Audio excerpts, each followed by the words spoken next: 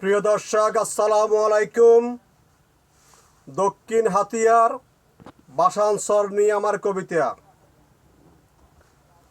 হাতিয়া থেকে কেউ যদি কেড়ে নিতে চায় আমাদের বাসানসর, আমি বলবো তারা বিপদগামী, নিষ্ঠুর, স্বার্থপর। কেউ যদি কেড়ে নিতে চায় আমাদের দ্বীপ, আমরা কেড়ে নিব তার জীবনের প্রদীপ। হাতিয়ার মানুষ একেবারে শান্ত। হাতিয়াকে নিয়ে করছে কেন এত চক্রান্ত? আমাদের জন্মভূমি, আমাদের জন্মস্থান, প্রয়োজনে হাতিয়ার জন্য দিব আমরা প্রাণ। স্বপ্ন কিন্তু সবাই দেখে, সেও দেখতে পারে, তবে হাতিয়াকে নিয়ে স্বপ্ন দেখিও না বারে বারে।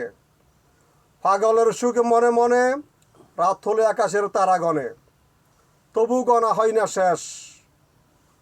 সন্দীপের এক উপদেষ্টা ভেবেছিল হাতিয়া তার বাবার দেশ।